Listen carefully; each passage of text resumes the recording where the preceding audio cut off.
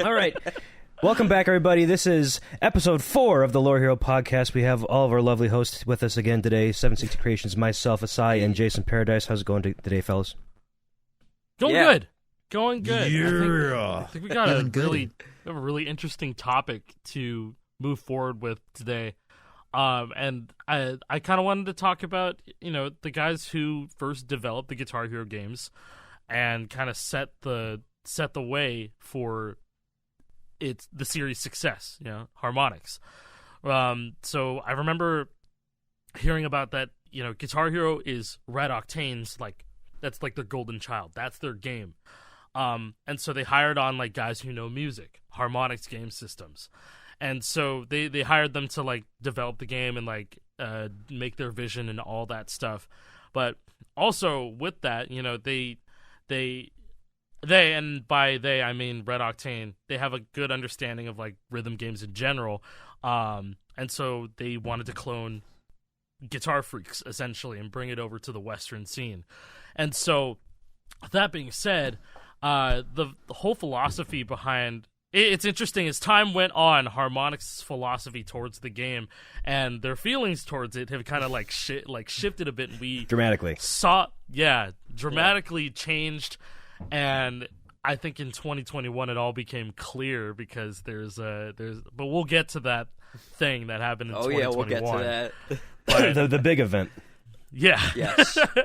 Arguably one of the largest events in Harmonix company history, for real.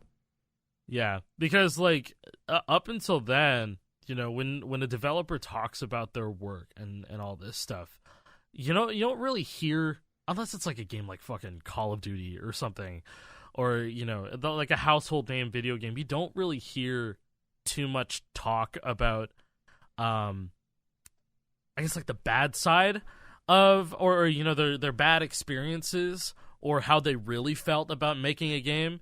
Until way and if later. you do, I was gonna say, if you do hear about that, it's after they left the company, they're working on other stuff. They feel like they have the freedom to talk their shit if they want. No more paperwork, no more paper signs. No more writing memoirs. You'd rarely hear about that during game development because that's not the image you want to put off before you sell the game. Obviously, it's this game sucks. I hated working on it. Of course. It's gonna put your entire life at jeopardy at that point.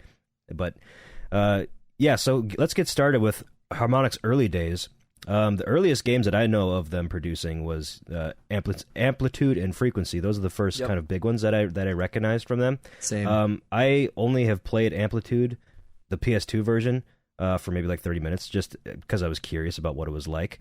That style of game, if you guys are familiar with Rock Band Blitz, it's basically that, right? Yep, it's Rock Band Blitz is Amplitude with the Rock Band name on it.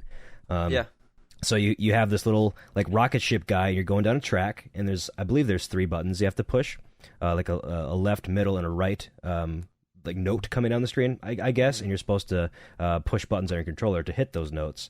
I'm pretty sure that Frequency is basically the exact same thing, just a different name. Have you guys played Amplitude much? I haven't. Yeah. I have. The relaunch when they did the for PS4 and 5. No, the PS3 and 4. PS3, it was 4. PS3 and 4. Oh my god, it was back a generation. Wow. Yeah, it was for both. I think it was 2014 or 15 when they did that. It's wild to think it was that long ago already, and it was fun. It was a lot of fun. Mm-hmm. It didn't feel like there was the most long-term support. It didn't feel like a lot of people really got their eye on it and knew it was there, to be honest. Which is happens a shame, a lot. Yeah. Great games just falling under the radar. Yep. And it seemed like that game was just made more so as a passion project for Harmonix, but they didn't really have the funding there for was it. definitely dedicated. It shows later on in when they made the Rock Band handheld games. Yes. I think their best one is Unplugged or Rock Band 3 for the DS. And those all kind of follow the same Rock Band Blitz type model as well. Yes. Amplitude Frequency is basically the same game, which is great. It's a fun kind of gameplay style. Yeah, and for the folks at home that are listening, basically the game style is you have the amount of instruments that are in a song. So take just a traditional 4-piece track: guitar, bass, vocals, drums, and then you're basically racing to the next checkpoint, aka the next section of a song. And if you hit all the notes on, and you're like switching between the instruments too, and so for amplitude and frequency, you had 3 lanes of notes, and then the more notes that you hit, the more complete the song sounds. Because at the very beginning of the game, at the very beginning of a song, it's just the first instrument that you play. Adding to the music. Exactly, you're creating the track. And I guess, that goes into their philosophy. Harmonix just always wanted to have people kind of create the music themselves. That's their real goal. They saw video games as an instrument, and then all these controllers and stuff were just segues, or they were just gateways, or other tools that would help the end user and the consumers like create this illusion. Maybe not even they tried blurring the illusion later, but like they wanted to create this magic, and I can respect that. It's a cool idea. But not only that, they also went in like way deep when the Kinect came out. I don't know if you guys know about this, but they developed the Fantasia. Yeah, they Disney made Fantasia. Game, they made Fantasia. They fucking made that game, and so you're a conductor, doing the shit that Wizard Mickey does, and making all the fireworks go off to Bohemian Rhapsody. They licensed some crazy ass songs in that game too. They had mad money because they were with MTV. That was with MTV Viacom at that time. Yeah. And those so days, they basically. So imagine being in Harmonix's shoes. They have this idea that they want the average person to just make music and feel the music that way, and then Viacom, MTV hits you up and be like, hey, we got you. You got an in with all these record labels and all this stuff. We can master all these. We can license all this stuff. It's like a match made in heaven type deal. Because they weren't able to afford like the big name songs way back in the day. I believe Amplitude was. I don't know if there's any like big name songs. A lot of them were made in house and like other smaller bands. And they've always tried to deal with smaller bands like around the Boston area, even till today. Through the DLC offerings and stuff. You just reminded me of something. Freeze Pop was in those games in Amplitude and Frequency.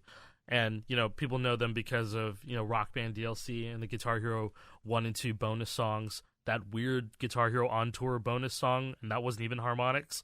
But that's an odd one. Yeah, I never saw a game with Freeze Pop in it. Yeah. So, there was the MTV thing with Rock Band to give folks an idea of how large it got for anyone who wasn't around. One of the largest events they ever did, they had a thing called Total Rock Total Rewards that MTV and Rock Band did together. Okay. Where they took 20 full-piece bands from all around the United States, figured out where the best bands were, and sent them all to, it was New Jersey, for a battle of the bands in person.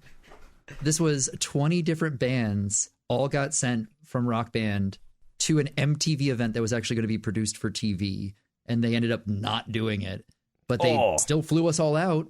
For it. You were involved with this. I did. I was in one of the bands, yeah. Wow, sick. That's so cool. Yeah. Total Rock, Total Rewards. I want to say that was in like 2009 or 2010. Well, did you? Oh, that might have been a little bit. That might have been a little bit too late because they did. Because I mentioned this. I think it was the previous episode. Or the it might have been before. like that could have been episode. You remember one I talked about there's a Rock remember. Band 2 reality show on yes, TV. You did. Yeah, and that was a thing that aired, and I think that was like very close to when Rock Band 2 like first came out. Like they timed it. They did all the filming like when Rock Band 2 came out, or maybe like a month before it came out, and then they just had that all going on. But it was probably if you're saying 2009, 2010, that's probably the reason why that they didn't air Produce it, because it was at the very end of the cycle. There's already 100 games coming out on both ends. It sounded good when they wanted to produce it, and then at the time, afterwards, Sounded like, good on that's paper. actually sick. I never knew about that. That's I cool. never knew that either. No. I guess you didn't get totally rewarded, did you? Oh, that's a good to one. be fair, though, it was really poorly like designed in the way that the score was done. To be honest, Well, at least you totally rocked, right? Yeah. Hey, it was whoever can score the highest score, regardless of song you can play at each location. That's Ooh. so No, stupid no. and bad No, and dumb. what? Yeah, so everyone Shit was doesn't playing. Work, man.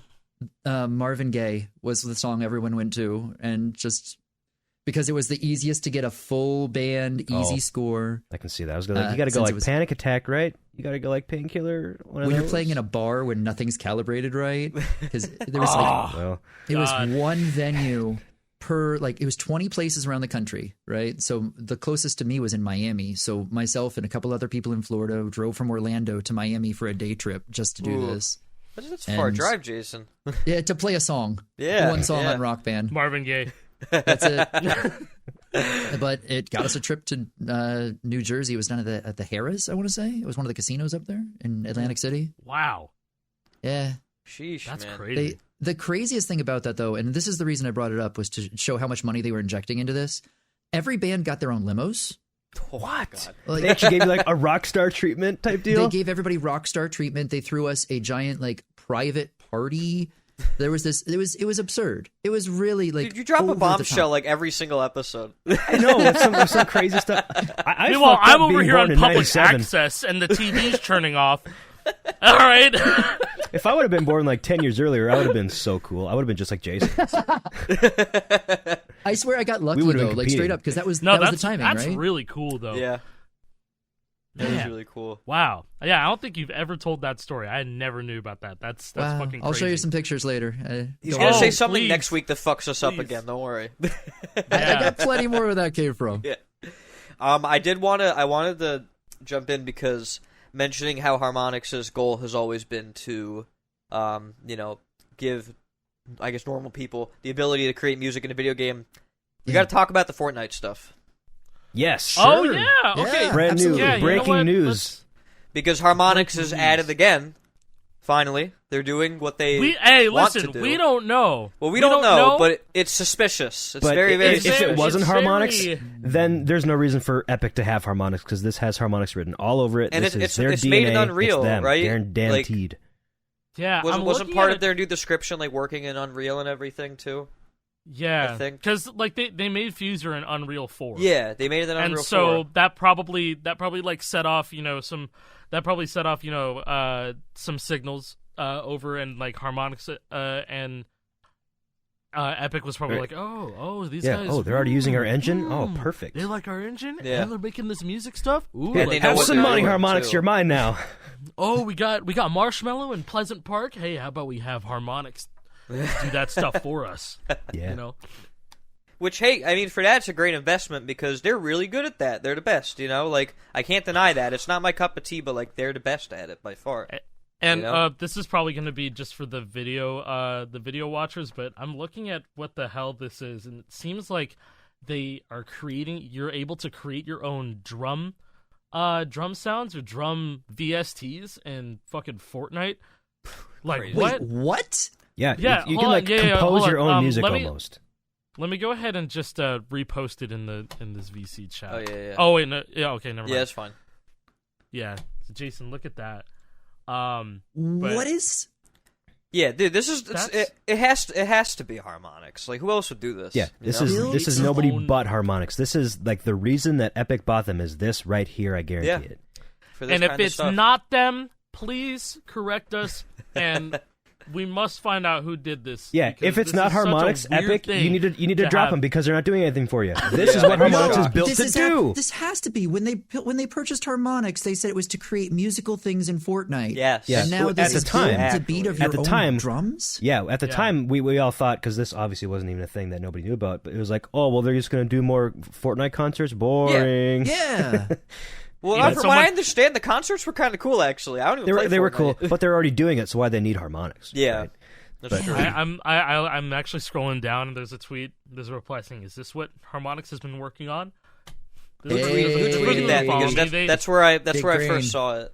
Oh, okay. Big It's like brain. this person is probably they're probably not like within the Rock Band Guitar Hero community circle or whatever. So it's just cool seeing people just kind of speculate connecting the dots, right? Yeah. But yeah, I mean, there's nothing really to write home about other than why would you create your own drum in Fortnite? But then I also think about it, and Redstone and Minecraft and people making their own music in that game with music blocks and stuff. I think they want to take it another layer deeper. It's good. Yeah, that's a good comparison. At if this people point, could do virtual bands, that'd be freaking cool. Because like at this point, Fortnite is it has been a platform for like 3-4 years at this point. It is I mean, it is not a fucking like just a shooting game now. No. It's like their UI even looks like Roblox. They're advertising other games and all this stuff. Like I was just on there. I was just like on there, and I'm like, dude, this is just straight up Roblox. And like Roblox is a platform too. Fortnite, Roblox has always been a platform, though. Yeah, and you know, Fortnite started out as this, you know, this building shooter. Me and Jason were at TwitchCon 2017, where Fortnite had a booth no bigger than my desk. Dude, yeah, True, Fortnite true. was not. And me and Jason were playing with, and like that's crazy as fuck to think about now. Because the next year after that, Fortnite had the whole like Twitch rival stadium. Yeah, because on important to note that the original idea for Fortnite was not a battle royale. It was supposed to be like a survival. What were they even called? Tower defense. Fortnite was in development. Deal. It was in development for years before it actually came out. The save the world. It was announced several years Save before. the world part. Yep. Yeah.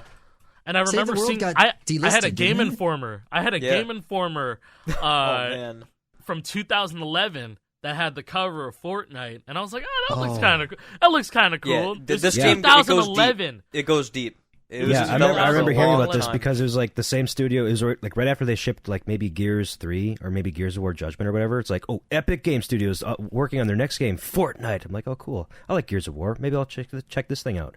And then forgot about it for forever. Yeah. And then I saw the gameplay of it. I'm like, this is not even close to Gears of War. I'm not even interested in this whatsoever. Now it's Epic the biggest is thing in the world. Giant as hell. They just bought a freaking mall. So Epic is they based bought a mall? So okay, what? Epic is based in the town that I live in, and wait, really? Yeah. Stop doing this. Yeah. No. I know that. I know this. Yeah, I know. My uncle works there. They're in NC, bro. Yeah. They'll get you banned. I know a lot of the people I worked with at Ubisoft because it's the same area, right? But sick. the Epic Studio, a lot of the people that worked with me on like Rocksmith and all the other games work there on Fortnite now. And one of the people from VVV actually helps run the esports side of Fortnite. Man. Nice. Sundown from VVV, Alec. Oh, okay. I remember. I think that's a familiar name. He's literally one of the people in charge of their esports side on Fortnite at Epic. Crazy. That's really cool. They just bought the first mall that I went to when I lived in this area, and they're tearing the whole thing down and building their new office there. Oh, okay. Oh, wow. It's crazy. So they're just rapidly expanding. Well, they just it's bought right next to a Dave and Buster's. They bought Hell yeah. They bought Bandcamp, and now they're selling Bandcamp, or I haven't heard about that. What do they do? They laid off like half of its that's staff. They had I'm spreading Bandcamp for a little bit. Yeah. They had Fortnite supporter creator codes working on Bandcamp. Like that was weird as fuck. That was weird as fuck. I forgot about that. And what, now they're selling them to Sony or something like that? I don't know. I don't remember. I don't remember the details of that either. I don't know the details of that, but we're getting pretty deep with the Epic stuff. Yeah. Well, anyways, before we get off of good it, for them. All that. Before we get off of this, though, I just want to read part of this article here. Just I realized I didn't really give much of an overview of what they're even doing. Just like the Harmonix did this. It looks like I have it Harmonix, open. But yeah, you want to read it, or I could do it. Yeah, just like the top few paragraphs, just a broad overview. Yeah, I was just gonna read over the bullet points because it's like, so this system that they're calling is Patchwork. It seems, they want to. It says providing musical gameplay, creating an adaptive soundtrack, and letting players make original music. So providing musical gameplay. I'm thinking that while this can also play into, just like general, because they did Unreal Engine Fortnite last year. Where the game looks like fucking beautiful and it looks really jarring with the Fortnite art style. While at the very basics, it's just like, okay, you walk through this door and then the cinematic version of this starts playing. The soundtrack starts playing and it's beautiful or whatever. But I'm tying that into the next bullet point where it's like creating an adaptive soundtrack. It says use the devices to produce a soundtrack that's both unique to your island and fully integrated into the game world, so it can respond and evolve as a result of players' interactions and the game's state. That sounds like Harmonix. It's got Harmonix written all over it, man. That is Harmonix. Yeah. That has to be them. Yeah, and it sounds like you a really shoot cool a guy idea. and then, Metal Hellsinger style, there's more guitars, more instruments coming in. It wouldn't surprise me and if there's going to be a Metal Hellsinger or a BPM type thing coming to Fortnite. Yeah. Whether it's like in the actual battle royale itself or in just some other game mode or some other type of event. It would not surprise me. I'm sure they've seen those games. They 100% saw those games, and they're like, we could do that, but better. We can give players the tools to create this type of thing themselves. Patchwork. That sounds fun as hell. Custom songs and things like that. People making their own music and sharing. Yeah, and you can easily share it, too. It looks like you can just share codes with each other, and then you can play each other's music, or maybe like grab your own music kit, almost like CS:GO. I don't know if you ready, guys play Fortnite CS. players. You're going to be CS2. composers soon. Easy for sorry, you said music kit. I had to do it. But is there any chance that we get a Rock Band expansion in Fortnite? Oh man, imagine. Maybe I want the Duke of Gravity in Fortnite, like one way or another. I just want the Duke of Gravity or Moose Jaw Boudreaux. Moose Jaw. Yeah. My man, Moose Jaw Boudreaux. Throwback. Or, what was it? Fucking Mothership Q. Yeah, Mothership Q. Yeah. I had a feeling like he would be in the game at this point, but, it's... None of which are in Rock Band 4, mind you. Yeah, no. But we have Archer. Oh, we have Archer. And Battleborn characters. Remember that game? And a Fallout Pip-Boy, too. Battleborn? I still have a Battleborn shirt. Oh no. Rest in peace. Oh. It's more usable than the game. At least it's not like the guy who got the tattoo of the Lawbreakers logo on his body. Cliff Blazinski is out shivering. Sorry, we're just kind of necro posting games. Dead games we're diving deep to the core of the earth and pulling out the deadest of games right now. Speaking of which, let's go back to Harmonix. Yes. Technically we were talking about them. Let's go back to Guitar Hero Rock Band. But yeah, like I think obviously it doesn't have to be a Metal Hellsinger or a BPM type deal, but to me, they probably saw those games and they're like, we can create a system like that from scratch. Because Harmonix always wanted the average person to just make music. And this has been what they always. This has always been what they really wanted, and I guess we'll dive more into that when we talk about Guitar Hero Rock Band. It goes really deep. This article is long, dude. Yeah. Wow. It's going to be exciting to see what goes on with this in the future. How people are going to utilize this. Because I guarantee you, if they have Harmonix has the largest audience they've ever had now. And this is like it has to be like a really like easy to do thing that a 5-year-old can do, because that's who plays Fortnite. Almost entirely kids on their phones and tablets. Like it's not even console anymore. It's not mobile, even like Xbox or PlayStation. Or PC. So this is a huge market for Harmonix, and I guarantee you that they want to make this as seamless and as good as they could. Because if it's dog shit, I mean they could get canned. Straight up. Epic could just say, don't watch it anymore. Failed, see ya. And they won't think twice about it because Epic has all the money in the world. And then Harmonix would just cease to exist, probably. They've monopolized a wee bit. Just a wee bit. Only just a little bit. Just a little bit, bro. I totally didn't wait 3 years for Tony Hawk to be on Steam, but, it's fine. Deep breaths. Just a little bit. All right, I'm not mad anymore. Let's continue. Yes. Actually, we're gonna probably get even more mad when we talk about the. So going back to Harmonix and their games and feeling the music. Let's talk about that really quick. In Rock Band 1, they took out hyperspeed. They did. Everybody was going, "Where's hyperspeed? I need hyperspeed." Much like Guitar Hero 1.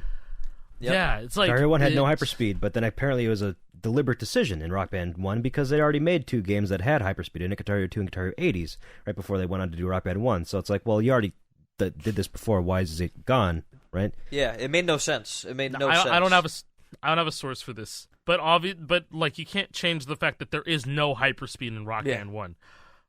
And maybe they've never truly addressed this, but I've always been under the impression, or it was always rumored, that Harmonix took it out because they just wanted people to experience the music more.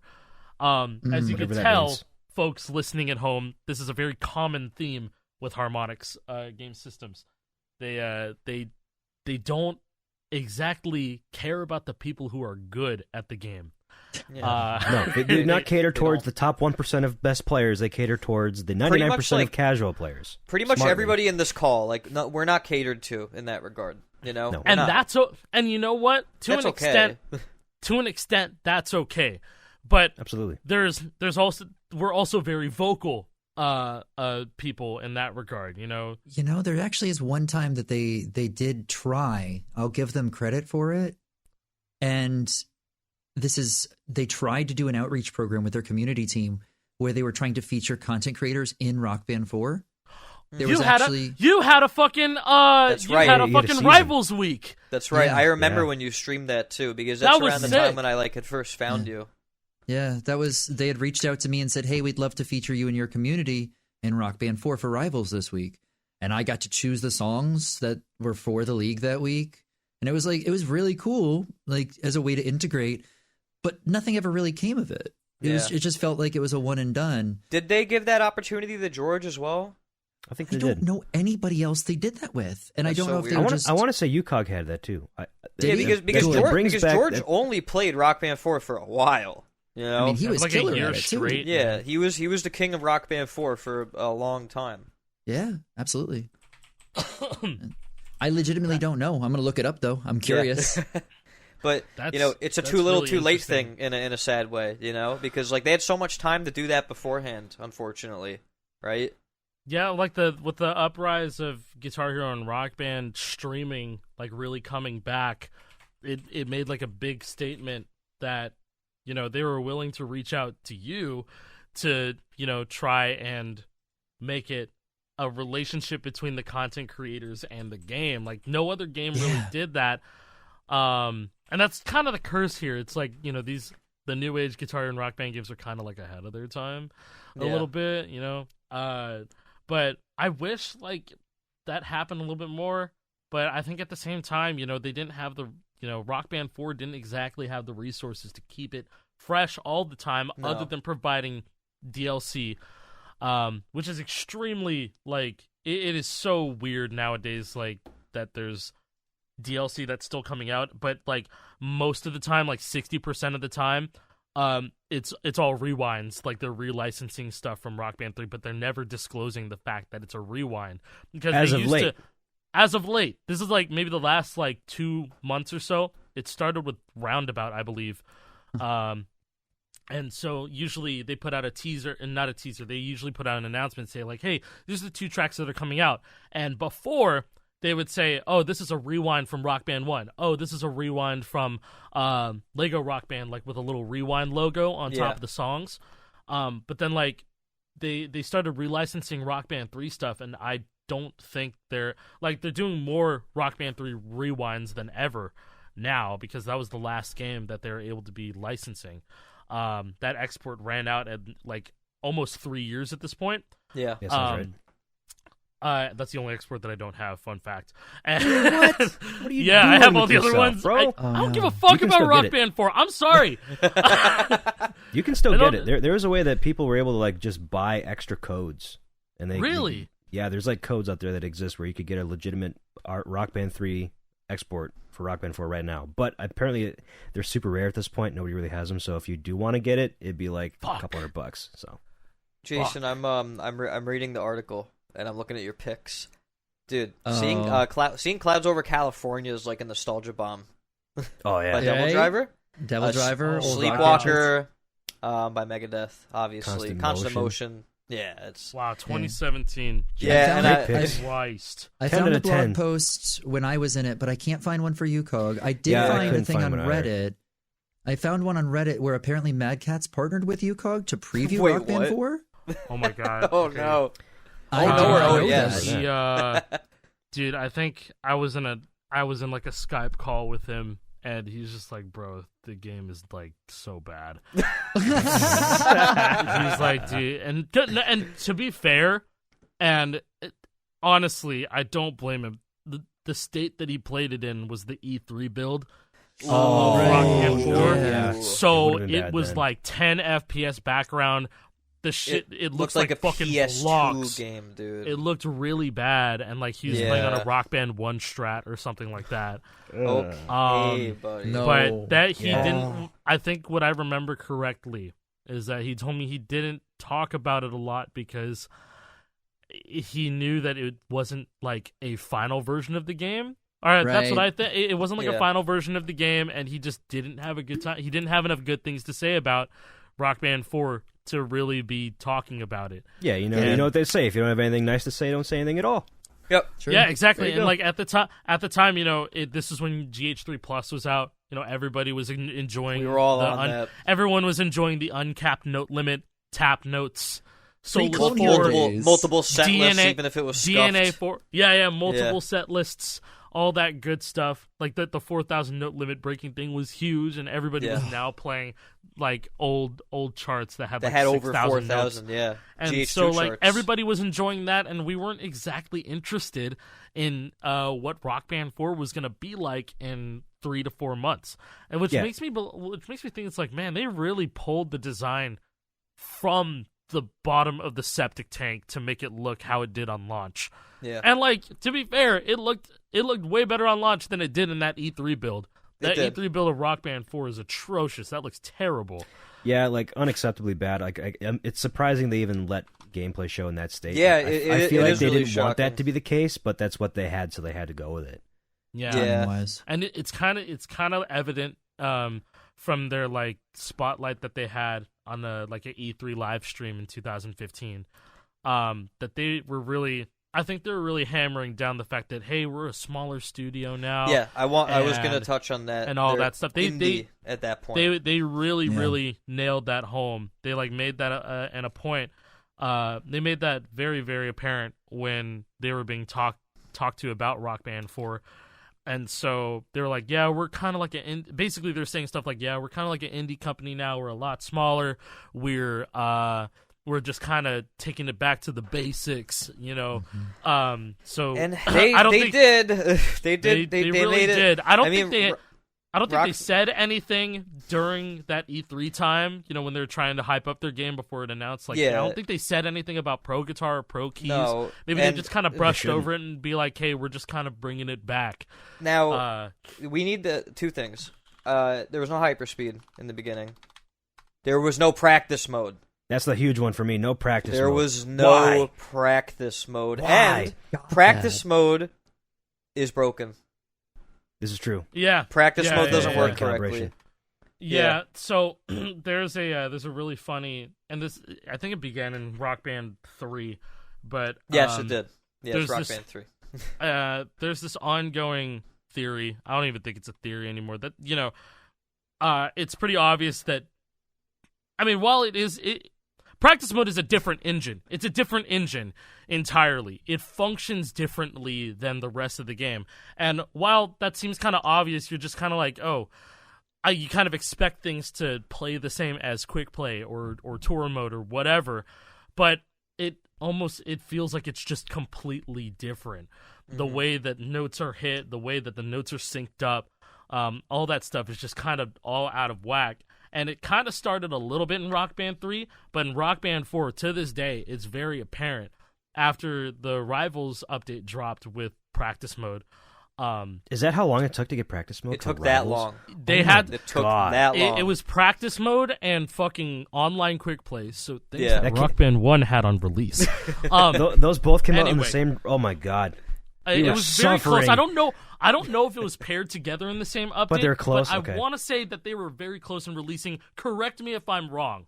Yeah, I can't even remember that far back. They were definitely not there on release. No, they were absolutely not there on release. Guitar Hero Live also had no practice mode. I was just going to say that was very much the thing at the time. Yeah, GH Live both with the new same... Guitar Hero and Rock Band games, no practice mode. Guitar Hero Live I can understand a little bit more, but like plays. Rock Band 4 had zero because they excuse. monetized plays. Yeah, Rock Band 4 had zero excuse, and like I'm sorry, I don't see we're just a little indie company now. Like, I'm sorry, I just don't think that's an excuse, man. I think the practice mode is...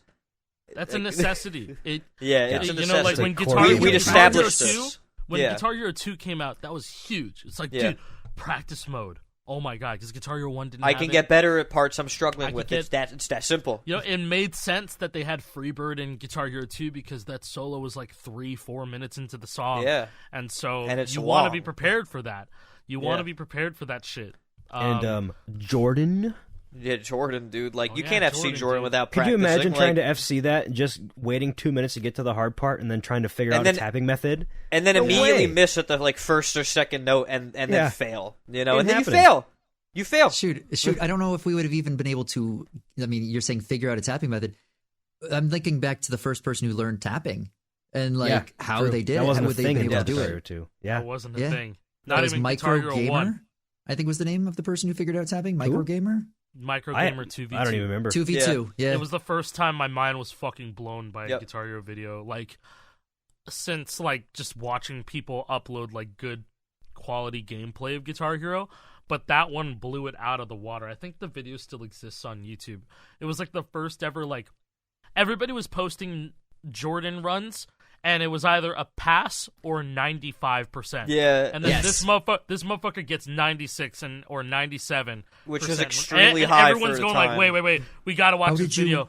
And you did what? And he's standing tapping the entire thing. I don't think I know this part of the lore. People don't realize this is that how far tapping tech has come. The only way that people were hitting Jordan Solo B at the time was just fucking hammering. No, you know what they would do? That's how I still do it, you would put together your pointer and your middle and tap with those rather than using one finger. That's what you would do. Okay, I don't do that, but I standard tap Jordan to this day. Dude. I never learned any sort of crazy method. It's just the easiest one to me. Oh my god. Okay, so if you type Micro Gamer 2v2 into YouTube, the first response is from a channel that has a fake video trying to make it look like Micro Gamer's first tapping video. Oh, no video. way. I swear to God. The original You're right. The original video, I cannot find it anymore.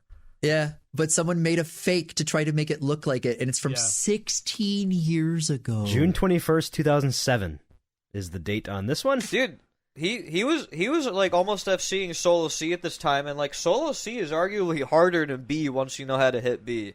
In my opinion. Yeah, I can see that. Solo C is really more hard. variety with C. Oh, I found it. I found it. It's unlisted. You found it? You Wait, how'd you find that unlisted video? Bro, go through his favorites. Because it was in a Score Hero thread. Score to the rescue. Oh, he's 84.1k subs. Wait, did he play drums too? No, he made a name for himself in Overwatch for a little bit, but I might be wrong. Latest stuff is Beat Saber. Oh, his new stuff is he did a lot of Beat Saber. Okay. Oh, there you go. There's the reason it's unlisted. It's in the pins. I would have liked to keep this public, but blame YouTube's algorithm. It tried recommending this to my current community that I'm trying to grow, which is Beat Saber and K-pop, where I'd much rather have my more recent relevant videos be recommended.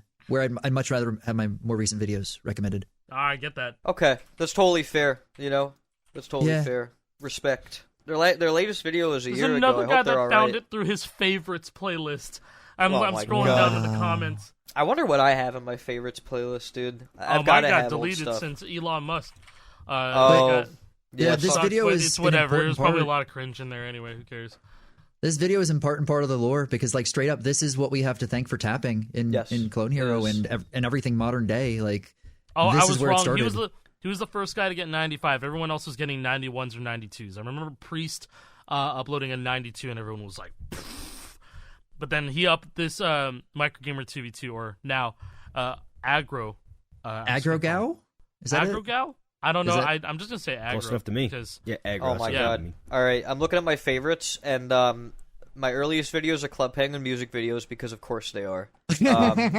And then, yes, I have, let's see names. Pistol Wallet, Zemtrix, F4 Phantom, The Big Horse 17, Mac the Green, Paddlemaster 47, Polly, Oddballs Frank, rest in peace. JP, look, that's the thread. That's the thread where I found it in. Oh, this is the thread? It's Score Hero Wiki. The timeline of everybody's accomplishments.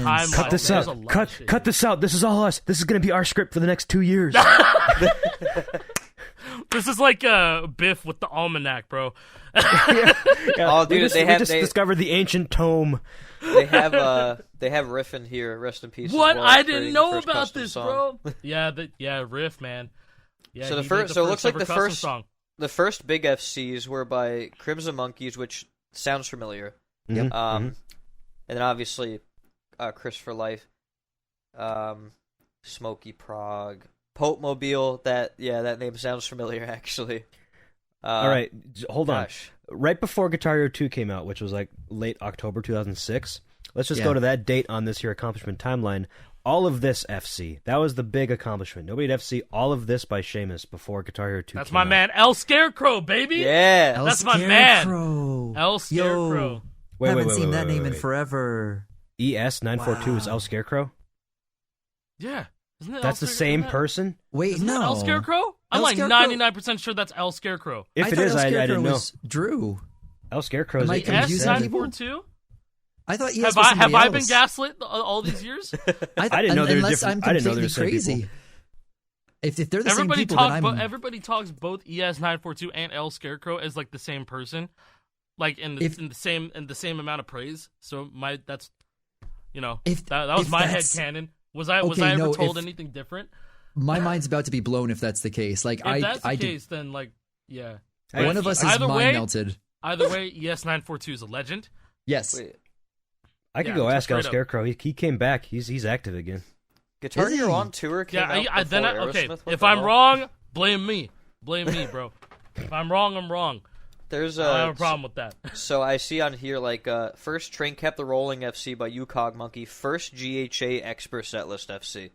Okay, we have to have another episode talking about this because we're going a little bit off the topic right now. This is next, you know what? Next episode we'll talk about this accomplishment timeline. Yeah, this next is sick. one. This We're is a going great to talk about this. That's a really good idea. I'm glad I linked this.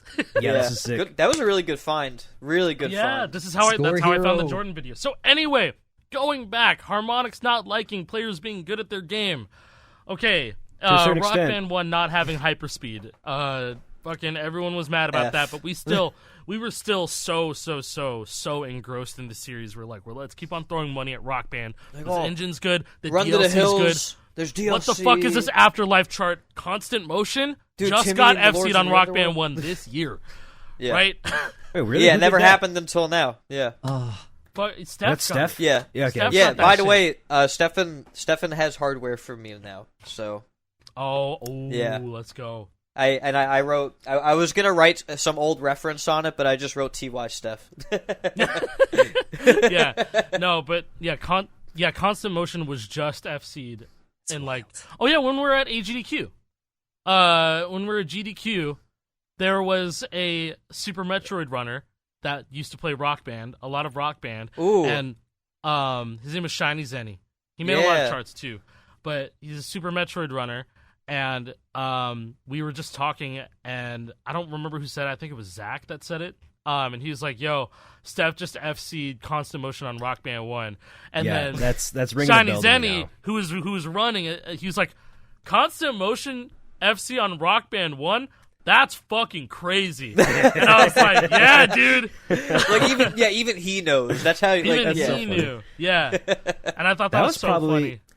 I'm trying to think back of any like more ridiculous looking section than that at the time. That's definitely the hardest. That looking section. and Afterlife were the That hardest. and Afterlife, dude. Yeah, those were like the two big ones. Like, but Constant Motion was definitely Constant a league Motion. above Afterlife. dude, Even between Constant Guitar Hero, Motion, right? Constant Motion is fucked up. Okay, Even to Constant this day. Motion's fucked up. Yeah, to this day, and even the tiering for it is really, really It's bad. 5, right? 4. I think it's a 4. It's a 4 dot on Rock Band 1 and 2. On Rock Band So, 1, yeah. On Rock Band 1 and 2, it's a fucking 4 dot, and then they patched it to be a 5 dot in Rock Band 2, and That then makes Which sense. still it's a makes 5 no dot in Rock. sense. Yeah, it still makes no sense because it's fucking like almost frame perfect. You need to Yeah, play people that. don't like just it's just like they don't realize like, and it's like like they don't get it. Dude, even if you played it on an engine that like forgives all of that, you would not get that clean. You wouldn't get that clean if You'd have all so many if your ghosts. knowledge is only Clone Hero, you would not play that clean at all. There is that so one much chart. tech involved So- with the entire final solo, the entire thing. And it's not it's just like- the triplets. What is it? They like forgot how to chart Yeah. in triplet step. So it's just straight fucking 30-second notes. At what BPM? I don't know. Which everybody's standard tapping, by the way, back then. Yeah. You know? And so I don't remember where I saw this, but there's someone saying like, "Oh yeah, there's a long and complicated story as to why it's a nightmare rank on Rock Band 1." Really? And to this day, we don't fucking know. Nope. We don't know. I think I think it was said in the Milohack server because we do have contact with like ex Harmonix people that like worked with like the DLC and like all that stuff back in the day. But I believe I don't want to out this person because I'm not sure if this was the person that said this, but apparently there is and so you can just take it with a grain of salt. It's just a long and complicated story as to why Constant Motion is such a low rank. So I don't know. I don't understand why there's any long, complicated story about ranking any song. It should just be a fairly arbitrary thing. It's pretty tough. Let's give it a 5.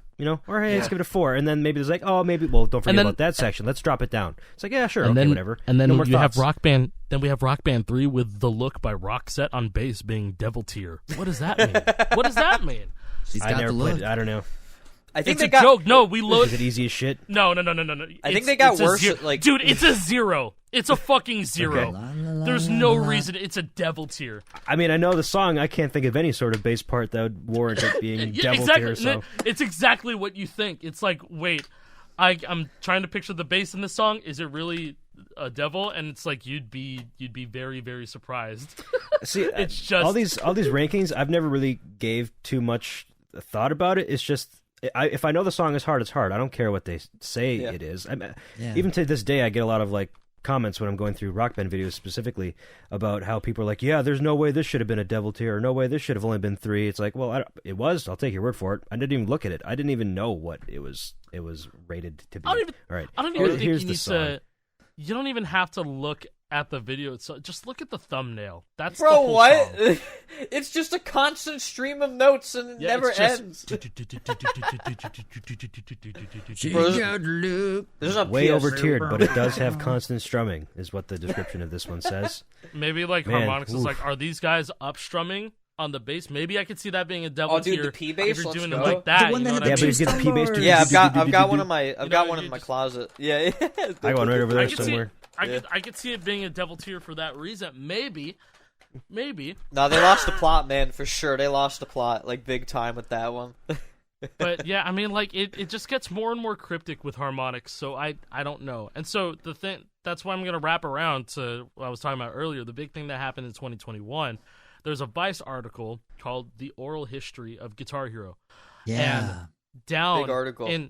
Big article. Oh, that's what you're referring to? I thought you were talking about the Epic Games acquisition. Was that 21 as well? Oh, that was also 2021. Okay, that was the big event that I was talking about being the biggest in company There's history, some big stuff that happened in 2021. But yeah, that Vice article was really sick. After the Rock Band games got all this praise because it's a good feeling game. Rock Band 1 feels good. Fundamentally, Rock Band 2, I have 10,000 hours on that game plus. Oh yeah. Rock Band 3 it's a pretty good game. I like it more now than I did before. Same. Guitar Hero 2 is like almost everyone that has played back in the day, that's like their favorite Guitar Hero game.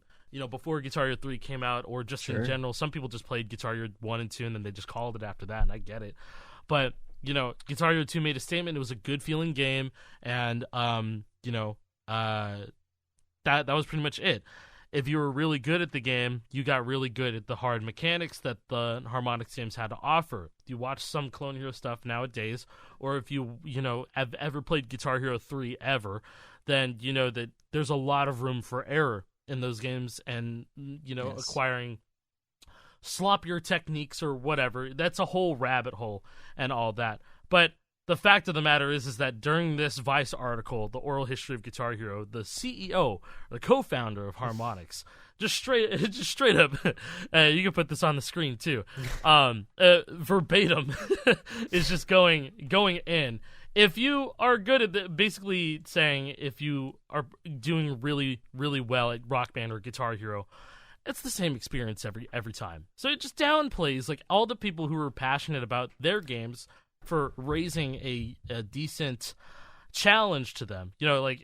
Seeing a song like Constant Motion, dude, or Panic Attack, all the research into methods and techniques and how the game works and all the new tech made up. Yeah, it's a total disrespect. And just reading that when that came out, I was just like, damn, they really don't give a fuck. They didn't give a fuck about the people who, took up this game very passionately and just wanted to get a high scores or some FCs here and there, or the person that's trying to full game FC every single song, whatever. And like you said, and like we've been saying, that's the top 1%. Yes. 0.01% of the people who play this game, but we're also the people who are playing it the most. We are putting out content on the internet and all this stuff, spreading awareness. Spreading awareness and letting know that the game is still alive and it's still enjoyable, and so that people understand that hey, this is the idea. The right idea is that, hey, this game's fucking hard. We're good at it and all this stuff, and you should definitely pick it up and you should play it and all that stuff. But to read this, I was just like, damn, bro. It was super disappointing to read. It was very disappointing to read this because it's like, you know, CEO. It's like you guys put in the concept of FCs, you put in a score system. The fuck do you expect this to do? You know what I mean? It's not an inherently bad thing to play the same it's song a casual over and over game, again to but improve.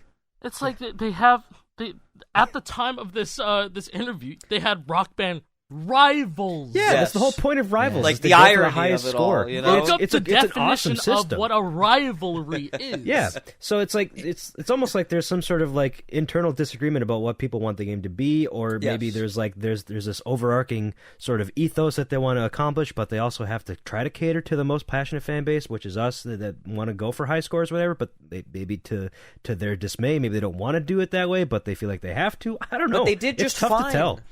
They did fine though in Rock Band 2 and 3. Like they did that. Yeah, you know.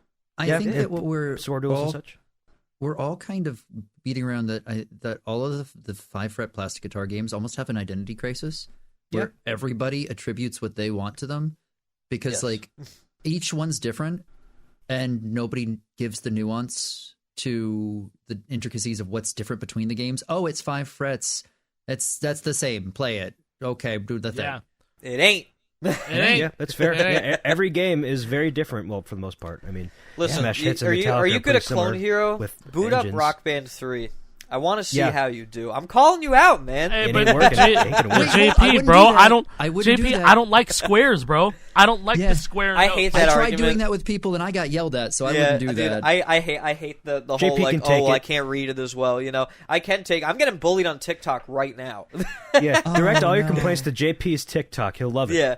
But dude, like, the whole Square Notes argument, like, I think that, like, you know, we just roasted the shit out of Rock Band, but we should, like, blow a little smoke up their ass. Like, the Rock Band games are beautiful games. They're cinematic masterpieces, like, very visually appealing. Rock Band 2 is the most visually appealing, and they kind Rock of Band 2 is the best looking. Like, Rock Band 3 is Rock Band 3, but Rock Band 2 has a special place in my heart because, like, I have thousands of hours in it. I got the Bladder of Steel achievement. Like, I went through the endless set list with people on Xbox Live, nobody local. I almost lost out on the achievement because I went to go to the bathroom, and I had to run back, or else I would have failed on Get Clean by Anarchy Club. I remember that very well. Okay, so you're a fraud. My bathroom break. I'm a fraud. Yeah, you all are frauds. You don't have bladders of steel. You cheated.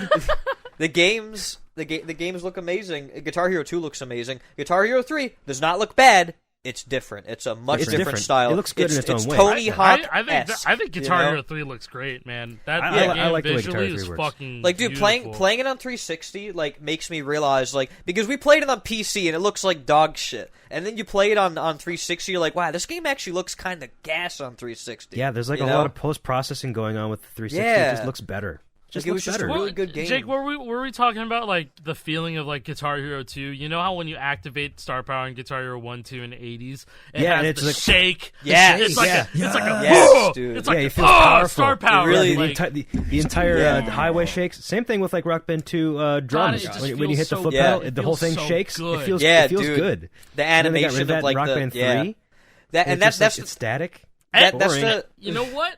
You know what? They got us with that. They got us feeling the music. They got us feeling the game. They did. They absolutely did. got us with that one, bro. Visuals. Harmonix is good at what they do when they want to be good at it. Yeah. Yes. You know what isn't good? Rock Band 4 freestyle solos. That shit is disgusting. Don't you have like videos of freestyle solos and just like messing around? I know George does.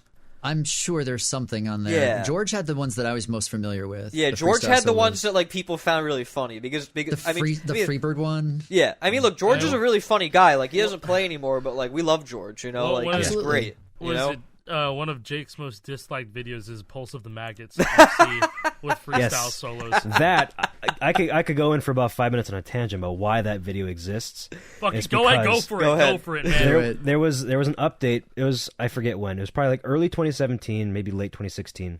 So over a year after the game had launched, there was an update that Harmonix pushed out to Rock Band 4. Rock Band 4 at this time was rife with different exploits and things that affected scoring. Oh, it was bad. It was really bad. And they wanted to try to streamline all the scoring elements in the game so that it was a nice, consistent, easy repeatable method so that Rivals wasn't just full of people doing exploits. So there were a lot of growing pains going on there, and one of the growing pains that happened was if you paused the game mid-run, it does that little rewind thing and it brings you back to the same point of the track where you had paused. But what would you think would happen when you pause a song and then you come back after a few minutes, go into the bathroom, whatever? You think it would just start right back up where you left it? No, sure. It skips a couple notes. Yeah. So if you pause, you lose notes, like for the next measure in front of where you paused. So there's a few certain songs. Scream Aim Fire on Rock Band 3 was a DLC. Oh, I remember that chart Reddit was thread. Awful. The people pausing to get past the solo? Yes. This was the big catalyst for this. So you could pause through the entire hard part of Scream Aim Fire solo on guitar, not hit a single note of the hard part in that solo, and still get an FC. Yeah. Because that's how the game worked at that time. You paused, notes are deleted, but it doesn't count against you for your overall percentage. So you still FC'd it, and that FC is perfectly as valid as any other FC on the leaderboard. Except that Jason, he did it. Not me. I believe that was. Who was that video? That was Jeff. Yeah, it was Jeff. It was Jeff. Real savage Jeff. Shout out Jeff. That. Yeah, and he was getting absolutely flamed in the Rock Band subreddit for that. He did it for a reason, though. He did it to bring awareness. Yes, and he was like, he was being absolutely flamed. Nobody understood his point. It's like, well, you just kind of cheated, though. But like, it's only exactly. A few couple songs. He's like, yeah, exactly the point. This game is broken. Yeah. That's quite literally what he did. And these look at this. It's a problem. And they're like, it's not that big of a deal. It's like, no, it is. Normies. It's a problem. Yeah, exactly. It's unfortunately common, though. If you pull up attention to something and people don't understand what you're saying, they're just going to say... and this is the disconnect that you were talking about, too, by the way. This is part of that. It's the disconnect of, the hardcore community and the normies that are like, I don't get it, man. You know? Yeah, I don't care. It's no big deal. Every person in this call gets it, and we all have, I would say, good desires for our community to grow in different ways. And, I just wish that more people would be open and stop being so tribal. Yes. Yeah. By the way, normie sounds derogatory. I apologize for saying that. This is just like a regular thing that online communities in general have to deal with. Yeah. I tried streaming Rock Band 1 vocals, and let me tell you, Sabotage is not FCable on there. It just isn't. You think that you'd be able to just kind of freestyle into the microphone willy-nilly because that's how all you do it in Rock Band games 2. Work. Yeah. That's how you could do it in Rock Band 3. That's how you could do it in Rock Band 4. I have Rock Band 4. I don't have a guitar, but I have a microphone, and I've FC'd Sabotage. Why can't you do it on Rock Band 1? You ever played the game? Yeah. No, you never played the game. You never played the game. But you have to run around in circles explaining mechanics, and you have to understand. It's kind of like we as these hardcore players, and it's not just us, it's everybody who's passionate about these games. There's a lot of people and understands how these games work.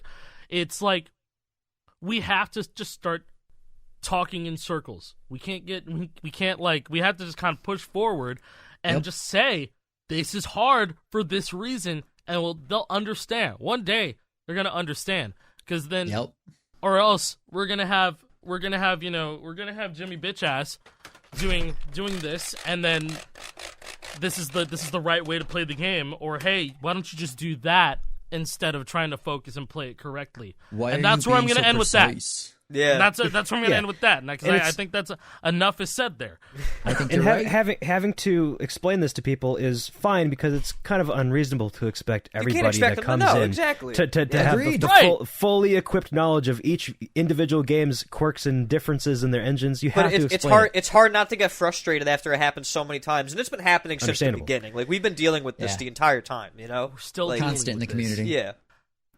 And it's just one of those things. And it's on us. And not just us here, but it's on the people. Everybody that plays these games. It's on everybody who continues to play this game. Yeah. To educate and to understand. I don't know half of the fucking tech in Super Smash Bros. Melee. I see clips of that on my feed all the time. Means nothing. And I'm like, okay, you know what? He kind of saw where he was going there. I think that's directional influence. I don't know what the fuck he's doing here. When Cody Schwab came to my house to pick up his guitar, and I was talking to him, and he was like, oh yeah, Big House is coming up soon. I was like, oh, that's cool. He's like, yeah, I'm gonna win. Guess what happened? He won. He won. I saw that. He called it. He called it, man. But it's like, yeah, like Smash is crazy. We've talked about the parallels, I think, in a previous episode. But yeah, like, like having to explain things to people who don't get it, like it's a given. You can't expect everybody to know all of these things out of the bat. Sometimes it seems like some people just don't pay attention, but that's a whole different topic entirely. Yeah.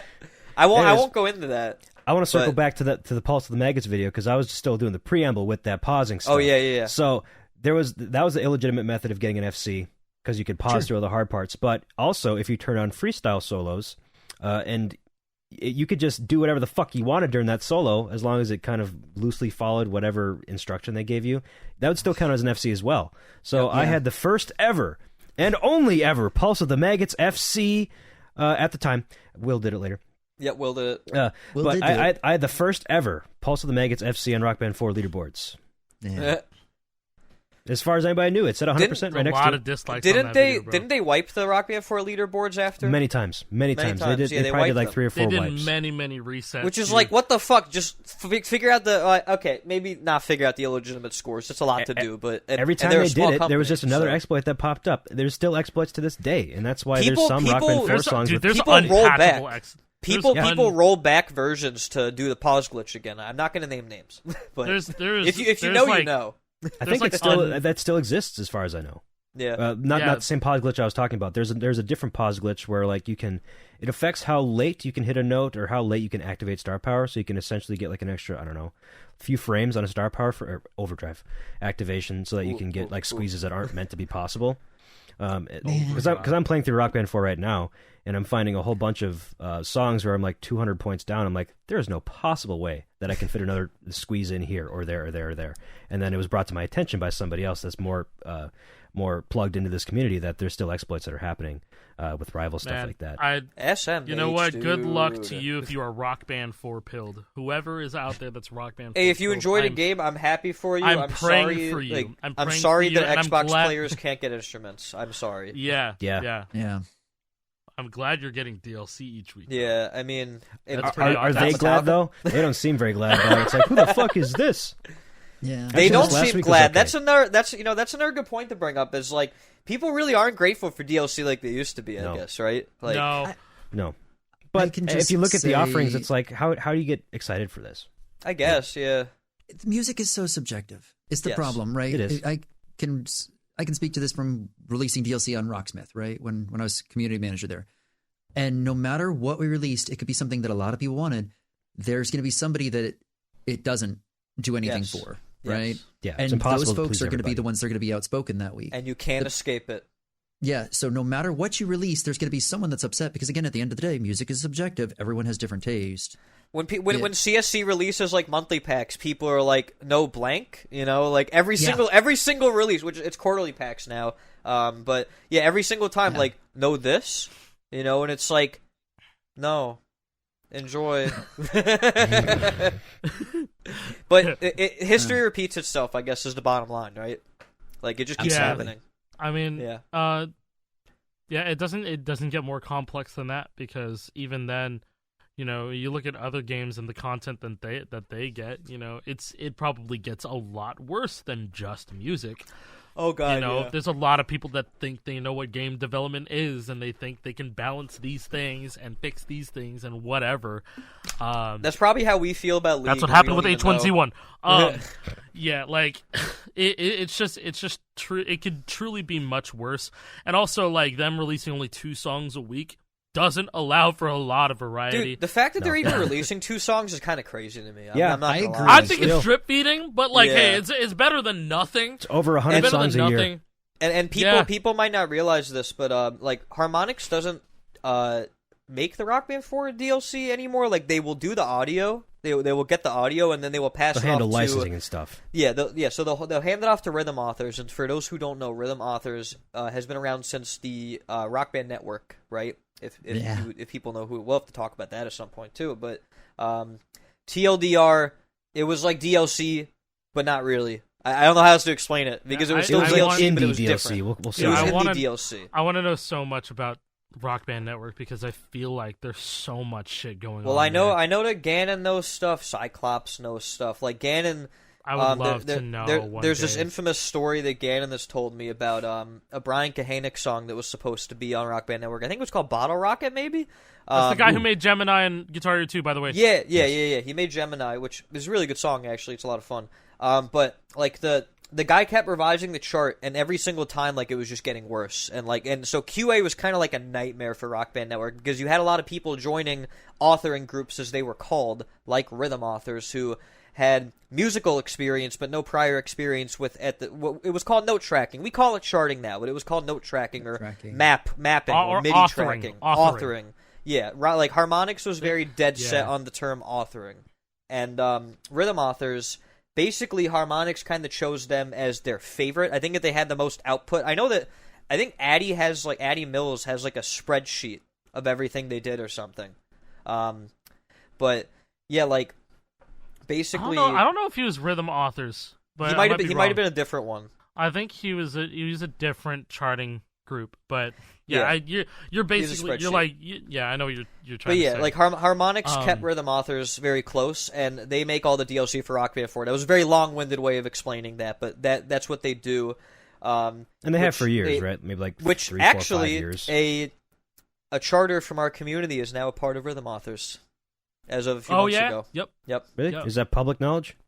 Yes. Apparently, they're hiring right now. Yep. That's one of the people who was hired. That's where this person got the job. Who is it? The person hired, their name is Dijobs. Oh. I think that's how you pronounce it. And I remember when they gave me their first chart, and they're like, "What do you think of it?" And now they're working for fucking Rock Band 4. So they worked for Bungie for a while, actually. That's cool. Yeah, and then they're in the news recently too. Yeah, they're in the news. Yes, they were. Not good reason. Sucks. Not good news. But yeah, so they're a part of Rhythm Authors now. They overpaid to keep the employees there. What happened? What happened, dude? What happened to them after Halo 3? Really bombing that bad right now? Yeah, really. Like, I don't know. It might. I mean, Destiny 2 is how old now? Destiny 2 is like 7 years old, bro. Maybe a little bit more. It's tough to support a game that long. And they're like going full on expansions and stuff, and it doesn't help that like the opinions that I see are literally night and day all the time. There are people who enjoy it. There are people who are saying this is the worst the game has ever been. I'm like, dude, you just said that.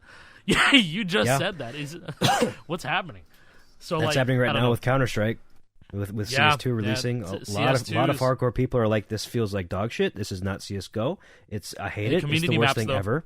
And hey, community maps just came out the other day, though, which is awesome. What, yesterday? Yesterday or the day before? It might have been like 2 days ago. I forget at this point. We're recording this on Saturday. By the time you watch this, it's been a week. But that's my main game outside of Guitar and Rock Band is Counter-Strike. So I've been playing Counter-Strike since 2014, almost 10 years now, CS:GO. And the game's fucking hard, dude. It's very hard, but I've put in over 3,000 hours, most of that being on CS:GO, of course. CS2 released a month and a half ago, and it is night and day. It is very different. It doesn't feel like the same game, and I have full faith that Valve is going to fix it and make it work exactly how it did in CS:GO, make it feel perfect, because they were able to do it once already with CS:GO. Sure, in my opinion, CS:GO was like damn near perfect. It was like a 99.9% out of 10 perfect game, hardly anything wrong with it.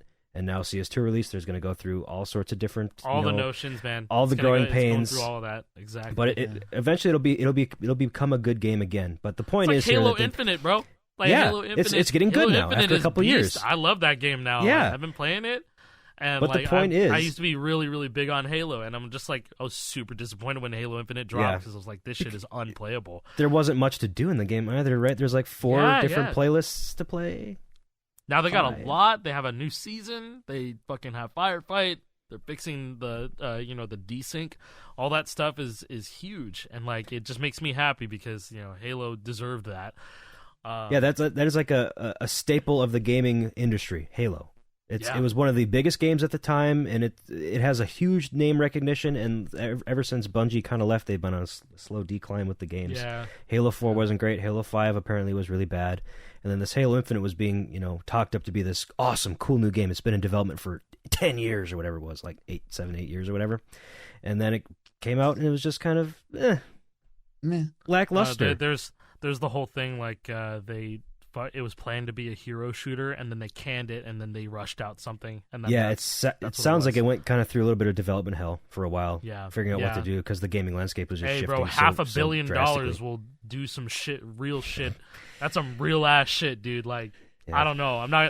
I'm not going to pretend to know what game development or the game industry is like, but it probably was not pretty at all. So no, but to get the point across here is that games take time to work on to get perfect. Yes. It's not like it used to be in 2004 when you released a game on PS2, it was finished and it was done. Because you didn't have a way to patch games back then other than releasing another disc, which happened quite a few times. There was updates on newer versions of the game. So if you wanted to get this update for a bug that was in the previous version, go buy it again, sucker. Sorry. But now we have internet-connected consoles, and now we can ship updates very quickly. And now it's just how the games are nowadays. You release a game, and then you figure out the rest later. Fun fact about Guitar Hero 3 for Wii. Fun fact, the first version of the Wii version of Guitar Hero 3 is massively different than what a lot of people know as, and there's no way to get like title updates on the Wii at the time. So you had to go through Red Octane support and then get an updated disc. And so that's how they would have how in the 360 version there's the separated calibration. Which was a title update. Yeah, that was a title update. We so didn't have title 360 updates. Shipped that way as well, the same as the Wii did. It only had one calibration number, but since Xbox 360 is a connected console, you could. Well, so is the Wii, but it didn't have that capability. But you could get that new update. But for Wii, you just had to get a whole new disc that has separate audio and video calibration numbers. So silly, among other things. But the cool thing is that they gave you a free faceplate if you went through the they whole. Did. Wait, trouble. did they? Yeah, they did. Really? It was that Phoenix one. The Phoenix faceplate, they gave you that one for free. I remember that because my brother went through the trouble of doing that because he had the Wii version of Guitar Hero 3. And so, and also they updated the plink noises when you overstrum in Guitar Hero 3. That plays through the Wiimote.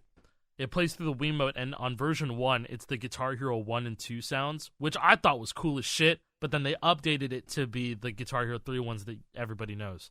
Neat. So...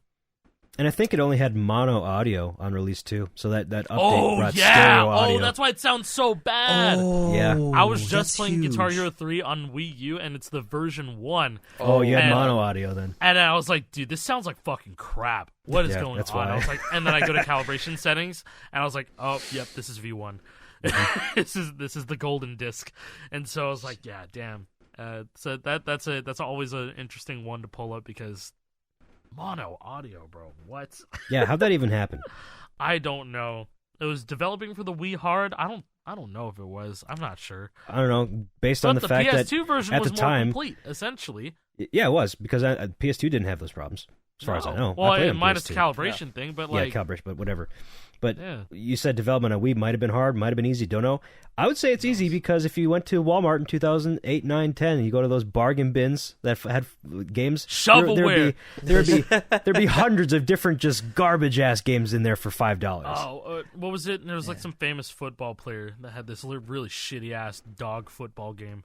Wait, really? It's pretty football. Dog football? Oh my football. God. What? Excuse me. It's pretty. Airbud. Jerry Rice. Jerry Rice dog football. Dog football. What?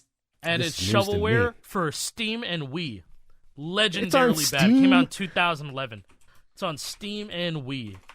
But he funny. he did like a whole video like talking about it for promotion. And Well, it even has was his just, name like- in it.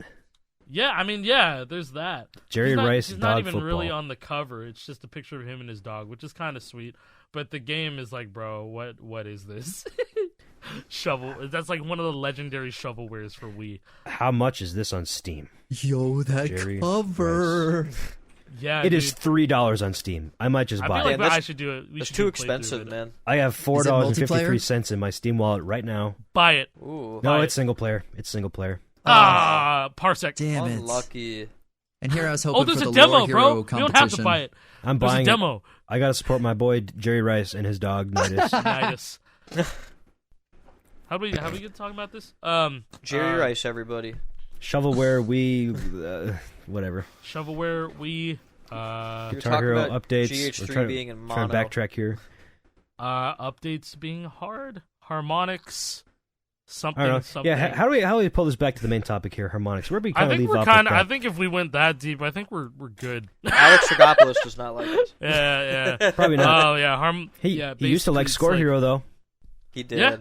Yeah, top donator on Score Hero. Top donator, right? Yeah. $2,000. Oh, that's so nice of him, man. Rock Band back in the day. I remember the rivalry. The rivalry between Rock Band and Guitar Hero, Score Hero, they did not like each other, you know? Well, the Guitar Hero and Rock Band communities are just two vastly different communities, especially nowadays. They're very different. It goes back to that weird. tribalism. Yeah, like, it does. It's really weird to me because, like, everyone has their opinion. Everyone has their own feeling towards, like, what they prefer. And I don't think that anybody should mind a little banter about it, but at the same time, if anybody's, like, getting in their feels and, like really getting aggressive about it, that's crazy because everyone's got a preference and that's okay as long as everyone's having fun, right? Mm-hmm. Yeah, I've never quite understood that mindset for really anything. Right, exactly. Gaming related, especially. Taking a step back, like, this game is so dead. It's so dead. Yes. And we're kind of just, like the people in the space that make content for this game, and like they're able to have it be like successful and good content, and really accessible content, easy to take in, stuff like that. At the end of the day, we just are kind of wanting to tell people that this game is still around, and yes, these are the things that make it good, and these are the differences, and there's no problem with wanting to play this over this, or I play this because of this, and I played this because of this, or stuff like that, and it really is just on everybody who still plays to just be like, hey, this is a cool thing, check it out. And there's also this cool thing, and this cool thing, and that's what and we this do. And this cool modification for this cool thing. I feel like we all try to, in our own ways, try to point people in different directions. Of like yes. Alex done, like Jason, like you're huge on Yarg now. Yeah. I love every game. And then Alec and Moose really try to push the the classic stuff as well. Sure. Because like there are a lot of people who will play these older games having no prior experience or experience when they were very, very young and don't remember, and they're like, dude, like I'm so glad that I tried console or like emulator, like it's so much fun, like and they're like I get it now. I get it now. Yeah. It's like, I feel like that is coming back too. It is. More people are trying console. I'm seeing so many people like in the comments or in like my chat or whatever. Yeah, like, dude, thank you for showing me Rock Band 3 Deluxe. I can't stop playing it. Or like, bro, people thank you for showing me. It's common. Thank you for showing me World Tour Definitive Edition. I can't stop playing it. Thank you for showing me Yarg. I love playing vocals without having to set up our PCS3. I love playing Pro Drums and not having to tweak everything. Or, stuff like that. Playing drums on, like, Clone Hero, playing drums on, like, Yarg or whatever, instead of doing an emulator or having to get a modded Xbox or something like that. Or I've already convinced people to get RGHs. So yes. Straight to you. And Moose has helped with that. Yeah, Moose has helped with that. I've supplied quite a few RGHs now to people's community. One of those people right now, Zuppy, he's a Smash player, but he also plays Guitar Hero. He's going for a full Series Black FC. Widow. He just FC Black Widow. Series FC, just FC Black Widow maybe an hour Dude, ago. all the people, all the Smash awesome. people at off season, the first thing they were like, "Oh, I wish Zuppy came because he's so good at both games." Like Zuppy is like the current tie. He's the tie between the two communities right now. He's like the knot right now because he's really good at both games. That's so cool. Yeah. It is, right? It's so cool to have that because like I don't know if we really have anybody else like that in the community. It's kind of like a unique position to be in. Yeah. I think. Yeah. Bottom line, like these games are really good, and like I'm glad we're able to just convey these thoughts, or else this would just be swimming in my head all the time. And it's I think about it all the time. I think about this shit all the time, and then like that's all four of us. Yeah, going into like recording this episode, I'm like, what the fuck are we gonna talk about? And then I'm just like, oh, you know what? I've been thinking about this for like 2 months, 3 months now. It's like, oh, shit. Yeah, so I can only talk now it so could be off much your about mind. this on stream too, because I talk about this on stream all the dude, time. I just want to. I want to talk about the Pepsi promotion. Like that's what I've been waiting for. I bought so much Pepsi. That was a great period bought of so time. much Pepsi. Sorry, sponsor. I can't. So- all right, anyway. They're not competitors, whatever. It doesn't count for this channel. No. All right, this might have to be a future topic as well, but it definitely will, because there's a lot to talk about with it, With the Pepsi thing, did any of you make a video for the Rock Band Pepsi video contest by chance? I think I wanted to, and I didn't. I was like 13. I didn't JLC. JLC had a Pepsi guitar. That's how you got those Pepsi guitars, right? It was from that it was video contest? YouTubers that got it. It was YouTubers that got it in 2008. And saying the term like YouTubers at that time sounds so weird, because it just it doesn't have the same meaning as it does now. No. Like those people were not making money off of YouTube. They were not making anything. Off monetization of YouTube. was not a thing unless it was you a had thing for like subscribers. the biggest, largest, humongous channels. Yeah, where you partnered with Machinima. Yes. There was only one Guitar Hero player that was partnered with Machinima, and that was Danny Johnson, baby. And Danny told me that more than half of his greatest videos are gone because of fucking Machinima. Machinima, gone. Dude, it's probably on some like fucking Russian mirror it website totally is. somewhere, man. It might even be on archive.org, Speaking of probably Machinima, exists somewhere. Yeah. There's do you guys know Alex just froze for a sec. There, you're good. Do you guys know of another podcast called Chuckle Sandwich with Jay Schlatt and Ted Nivison? Yes. They just put out a video this week with Mr. Sark from Machinima Respawn on it. Oh my god! I just started watching it a little bit ago, and I'm going to finish it after this, because that is like my childhood too. And seeing like Jay Schlatt was like super influenced by like Machinima Respawn and all the stuff Mr. Sark did. So it's really cool, like seeing somebody as big and huge as Jay Schlatt having the same like influences or watching the same content. We gotta get Jay Schlatt to play Guitar Hero. We gotta get Jay Schlatt on the pod. Gotta get him on the pod. Oh shit! He's a fellow New Yorker like myself. We can communicate. He wears a Yankees hat all the time. I'll leave it to you to go hit up his business email, say, hey, we want you on the podcast, and see if he responds. I love to get ghosted. That sounds great. Okay, because I didn't want to. I didn't want to. I DM'd Charlie once. Oh yeah, you did. I was trying to get him a guitar. Yeah, I remember that. When and why was he talking about Guitar Hero? This was it was when the whole cheating thing happened. And I was like, hey, dude, the Carl Jacobs video. Hey, I have a buddy that could send you a guitar, because like we follow each other on Twitter, and he was like, yeah, okay, we'll do. Yeah, okay, we'll do it. Or but he's a busy guy. He's doing a lot of things. He's a busy all guy. the time. He's busy 24/7, man.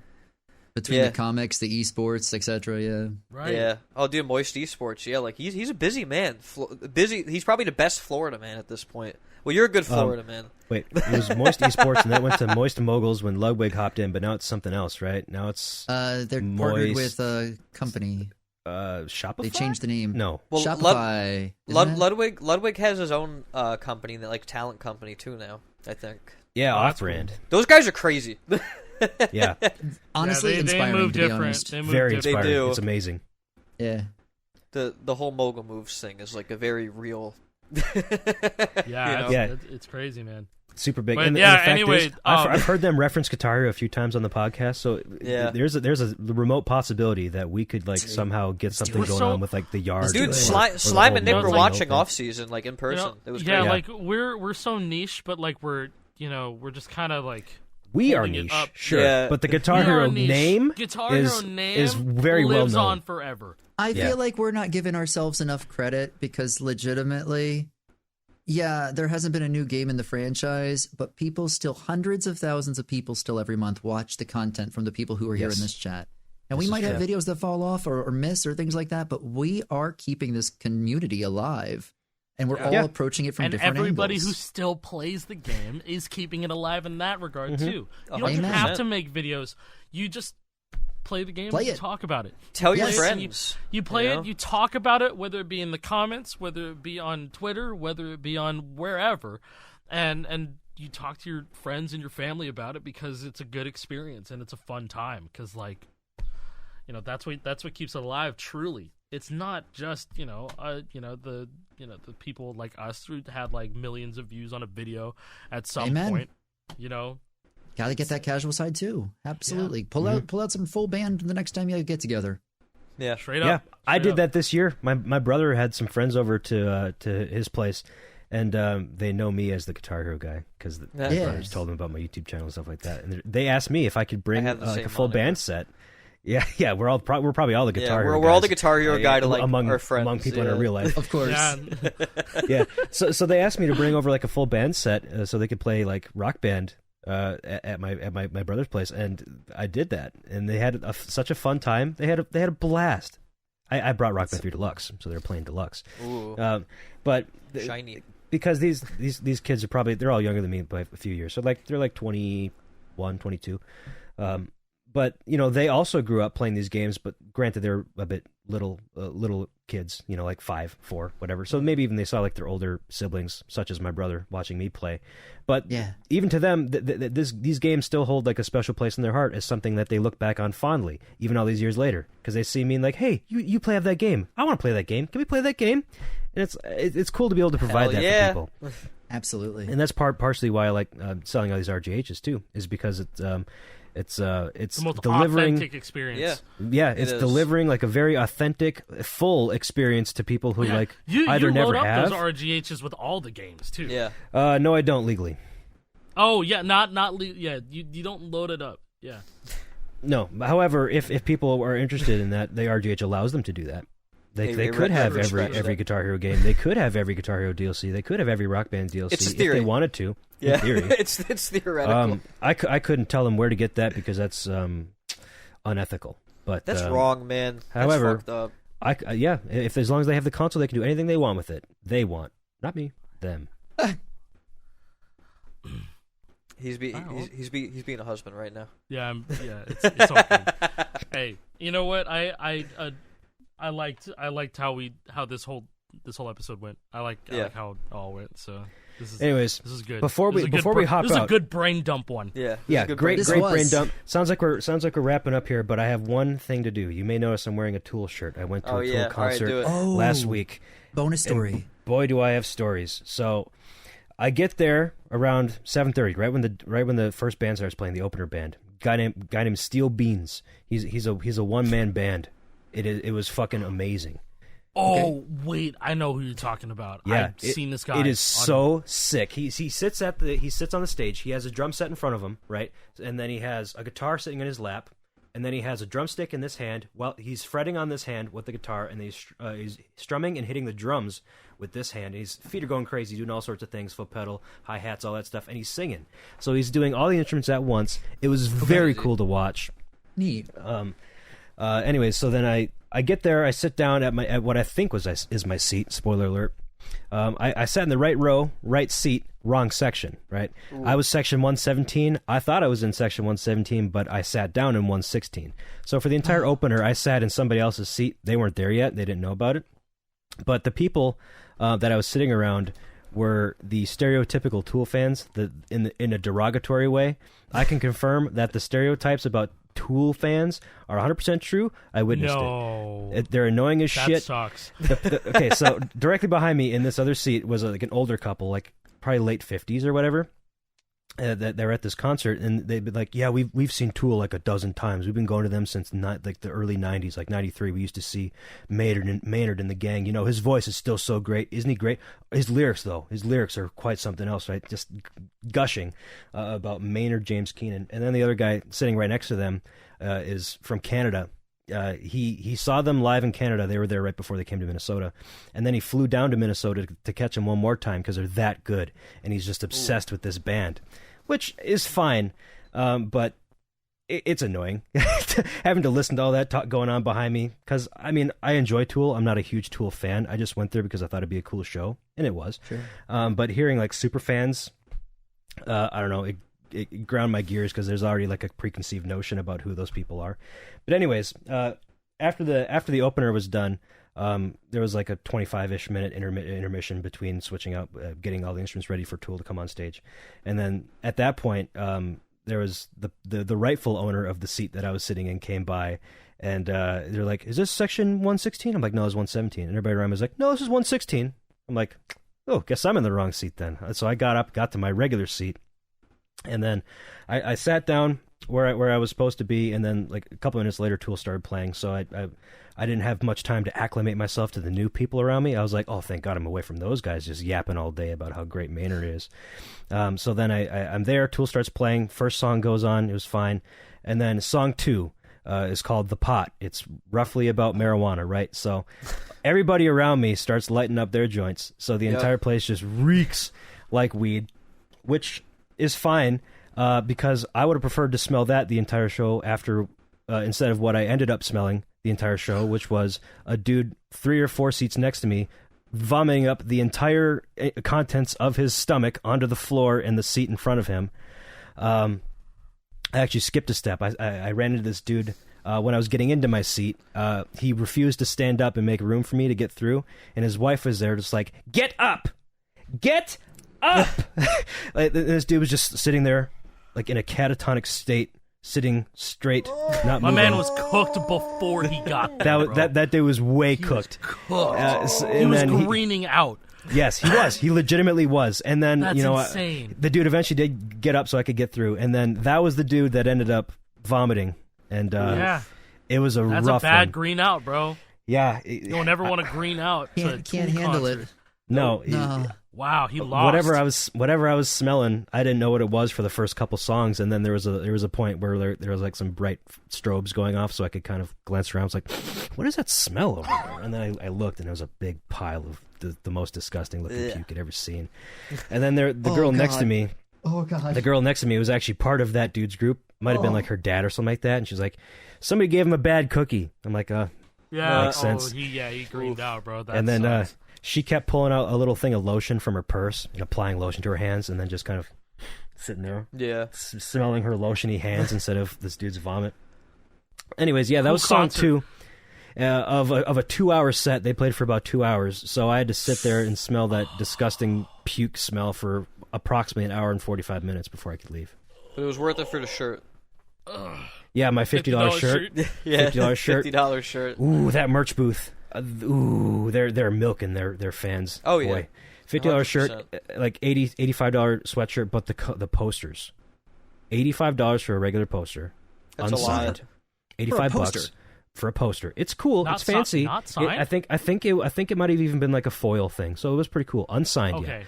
If you wanted a signed one, $350. Ooh, for a signed poster. Yeah, they were numbered. Enjoy. They were numbered through 750, so they had 750 signed posters selling for $350 a pop. Don't bother doing the math because it's about $250,000 on paper. Yeah. And there was what they called a doodle poster, which I believe was like an artist, like the original print, perhaps, of how it was. I don't even know what it was, but they're selling a doodle of the poster for $2,500. Oh my god! I don't even know what it was. What was so special about it? But it was $2,500 at a merch booth. And who the fuck is going to buy that there? One, $2,500 at a concert, but two, you can't like go up to your car and put it away. It's one entry only. If you get in, you're in. If you leave, sorry, you're gone. So you have to sit with that thing. That dude. Yeah. You have to be that dude. You have to buy that thing. You have to sit with it for the entire concert. Yeah. Do I have that much on my credit card? What's my limit again? Yeah, I can afford it. And I'm going to pay 30% interest on this thing if I don't pay it off this month. You know the meme that's like Tool mosh pit and it's like a bunch of people playing chess, like yeah, you know. That's all I could think about when you're talking to me about that first group of people. Yeah, it'd be that exact group of people right there. Yeah, it was. I would say the average age at this concert was like close to 50. Like it was a lot of older people. Yeah, that sounds about right. And that's kind of what I expected went to too. A Tool concert, and I think she said the same thing. As someone who loves prog music, I never want to be that pretentious. Yeah. No, God damn, man. It was a yikes moment. But anyways, that was my little tangent for the week. Oh, I have one more small tangent. I was dealing with my storage space on my computer this week because my main recording drive was getting full. Only had like 100 gigs left, so I bought. We were all talking about that before. Yeah. So I bought a 14 terabyte external drive from Western Digital. I was gonna. I want to shuck it. I shucked it, so I took off the external part of it so I could put it on my computer internally. So I plugged it in right away before I shucked it. I tested it, make sure it all worked, put some data on there. I plugged it into my computer, didn't work. Uh-oh. Now there's a thing with these Western Digital drives where there's like a 3.3 volt pin that's on these drives. It's part of like a SATA standard or whatever. But if you don't cover it up with like a little piece of tape, the drive won't work. It'll like be in a constant like reset loop. Your computer will never recognize it. I know what you're talking about. Yeah, so I've had to do this before. I have other drives. When that you're have a this mother tape thing on. shucker, you have to know. And boy, am I a mother shucker. Yeah. Yeah. So I put tape on it. because sometimes you don't have to, sometimes you do. There's no real like discernible reason for why a drive has this capability or whatever. So I did that, plug it back in, fully expecting it to work. No. And in fact, it was making a weird noise. It was making a weird clicky noise. And I'm like, that's bad. That's not good. So I pull it out, I put it back like in the enclosure. So I like bring it back to like a factory state. And it was busted. Shit was broken. Didn't work. Did not get recognized whatsoever. And since I shucked it, that voids the warranty. I can't send that shit back to Best Buy. So I'm just out $200 for that drive. No. So I took it apart, and now I have some coasters. I have 8 of the platters. This is one of 8 of 14 terabytes. That's like mega unlucky. Holy shit! Yo, yeah. That's so. It's a very cool mirror. This is my setup, guys. You like my setup? Hey, there's a Guitar Hero World Tour signed poster from Neversoft. There's a ring light. There's games. Oh, games! Wow. More games. There's a poster over there. That's a signed so painful, bro. Yeah, it sucks. But now I got another one, and it's working, so we're all good. Hey, that's a win. Yeah, so now I got an expensive coaster set. But anyways, yeah, I think that's the end of my tangent. Anybody else have anything to say before I shut down the recording? I don't know. Shuck your hard drives. Yeah, don't shuck yourself when you should be... Well, if you're shucking, be careful. Be very careful when you shuck yourself. You don't want to wreck yourself. I couldn't figure out a way to... Do so with class. Excuse me, guys. I'm going to go shuck myself. Yeah, we're all going to go shuck ourselves. Anyways, Lore Here, episode 4, everybody. Lore Here, episode 4.